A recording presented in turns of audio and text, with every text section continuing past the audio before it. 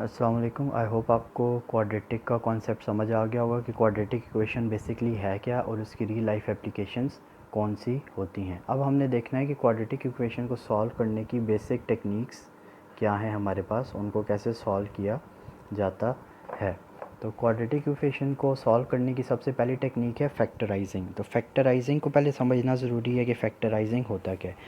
Factorising basically आपने दो factors बनाने होते हैं इक्वेशन के, क्वाड्रेटिक इक्वेशन के। अब दो फैक्टर्स का मतलब क्या है, क्योंकि हमारे पास जो वेरिएबल की मैक्सिमम पावर है वो 2 है, तो इसका मतलब है कि इसका जो मैक्सिमम आंसर्स आ सकते हैं वो 2 आ सकते हैं। तो हमने इस इक्वेशन के दो ऐसे फैक्टर या दो ऐसी वैल्यूज़ निकालनी होती हैं कि जब वो दो वैल्यूज़ हम इस इक्वेशन के वेरिएबल्स में पुट करें तो वो इक्वल टू ज़ीरो आना चाहिए। यानी फॉर एग्जांपल x की दो वैल्यूज़ हमने ऐसे निकालनी है कि जब वो x की दो वैल्यूज़ हम इन एक्सेस में पुट करें तो हमारे पास एक आंसर जो है वो ज़ीरो आना चाहिए। तो तब हम कहेंगे कि वो जो दो वैल्यूज़ ऑफ x आई हैं तो वो इस इक्वेशन के दो फैक्टर्स हैं।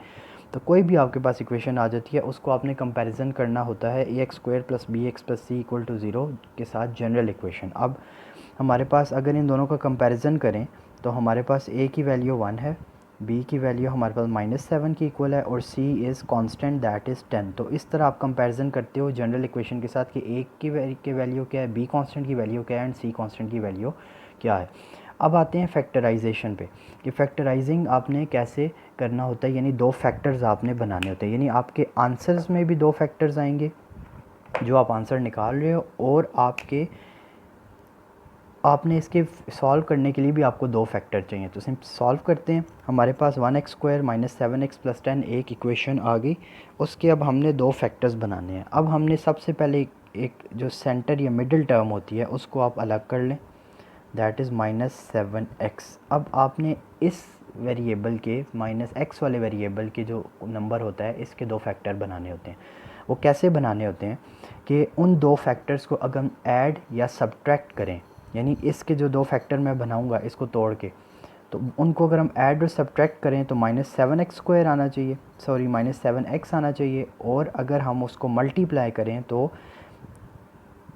ये दो फैक्टर जब हम मल्टीप्लाई करते हैं तो क्या आ रहा है 10x² + 10x²। तो ऐड या प्लस माइनस करने से ये आना चाहिए और मल्टीप्लाई करने से हमारे पास 10x² आना चाहिए। तो -7x के अब दो फैक्टर बना लेते हैं, 5 and 2, let's say 5x and 2x। अब हमने क्या कहा है कि दो फैक्टर ऐसे बनाएं कि जिनको प्लस या माइनस करें तो हमारे पास 7 आना चाहिए। तो इसको ऐड करना है हमने, तो -5x - 2x अगर हम लेते हैं तो ये -7x हमारा बन रहा है। तो अब इन्हीं दोनों को मल्टीप्लाई करके देखते हैं कि क्या 10x² आ रहा है कि नहीं आ रहा है। तो 5 2s are 10, x और x² और माइनस माइनस प्लस। तो अब ये जो दो फैक्टर बने हैं -5x - 2x, इनको हमने ऐड भी किया या सब्ट्रैक्ट जो भी रिक्वायरमेंट है, तो -7x भी आ रहा है और इन्हीं दोनों को मल्टीप्लाई किया तो 10x² भी आ रहा है। तो इट मीन्स हमारे ये दो फैक्टर रेडी हैं। तो इसको हम इक्वेशन में पुट करेंगे। कोई और करके देख लेते हैं, 10x and 3x, ये भी देख लेते हैं क्या इसका आंसर आता है कि नहीं। अब देखें दो फैक्टर हमने चूज़ कर लिए 10x एंड 3x। अब अगर मैं इसको देखूं कि -7x बनाने के लिए -10x और +3x हम लेते हैं तो -7x तो आ जाएगा, लेकिन इन दोनों को जब हम मल्टीप्लाई करते हैं तो ये 30x x² आ रहा है प्लस -30x। तो ये आपका टर्म नहीं बन रही। आ रही बात समझ? तो ये फैक्टर आपके नहीं होंगे। तो वो फैक्टर लेने हैं जिन उन्हीं को ऐड और सब्ट्रैक्ट करें तो ये x वाली टर्म आए, और उन्हीं को मल्टीप्लाई करें तो x² वाली टर्म आए जो एक क्वेश्चन में आपके पास आ रही है। क्लियर? तो अब नेक्स्ट चलते हैं इसको सॉल्व करने का। हमारे पास ये दो फैक्टर्स आ गए। अब इसमें हम वैल्यूज़ पुट कर देंगे, x² और किसकी जगह वैल्यू पुट करेंगे, -7x की जगह। तो ये क्या बन जाएगा, 1x² -5x - 2x + 10 = 0। ये हमारे पास फैक्टर्स आगे जो हमने -7x की जगह पुट कर दिए। अब सिंप्लीफिकेशन है, पहली दो टर्म्स को अलग सिंप्लीफाई करना है, दूसरी दो को अलग सिंप्लीफाई कर लेना है। तो x, इन दोनों में से x कॉमन आ रहा है तो x कॉमन आ जाएगा। तो x -5 - 2 अगर हम कॉमन लें तो x -5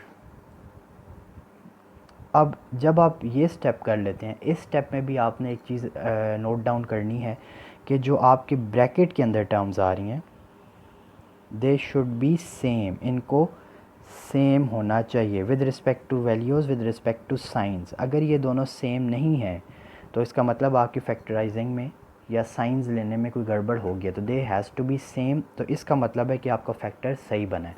तो अब इसको मज़ीद सिंप्लीफाई कैसे करना है, हम इसका आंसर क्या आ जाएगा, एक दफ़ा हम ब्रैकेट वाली टर्म लिख देते हैं और एक दफ़ा ब्रैकेट के बाहर हम टर्म इक्वल टू ज़ीरो, तो अब दोनों को अलग अलग ज़ीरो के इक्वल कर देंगे। हमारे पास x minus 5 equal to zero and x minus 2 equal to zero. तो आंसर क्या आ रहा है, x equals to 5 and x is equals to 2। अब देखें एक इक्वेशन के दो आंसर्स आ रहे हैं, दो वेरिएबल्स आ रहे हैं, तो ये आपके पास क्या आ रहा है, इस इक्वेशन के फैक्टर्स या इस इक्वेशन के रूट्स आ रहे हैं। अब इन आंसर चेक करने के लिए एक टिप मैं दे रहा हूँ, आंसर चेक करने के लिए आप x5 को पहले इसमें पुट करके देखें, अगर वो इक्वल टू ज़ीरो आ रहा है तो इट मीन्स ये ठीक आ रहा है, और फिर x2 को इस x की जगह पुट करके देखें, सिंप्लीफाई करें, अगर इक्वल टू ज़ीरो आ रहा है तो इट मीन्स आपका ये फैक्टर भी सही होगा। तो आई होप आपको ये मेथड समझ आ गया होगा बाय फैक्टराइजिंग मेथड। इसमें कुछ टिप्स आपने याद रखनी है, वो टिप्स आई होप आपको समझ आ गई होंगी। तो अब इंशाल्लाह नेक्स्ट वीडियो में मिलते हैं जिसमें हम आपको सिखाएंगे कि फैक्टर कंप्लीटिंग स्क्वायर किस तरह किया जाता है। टिल देन अल्लाह हाफिज़।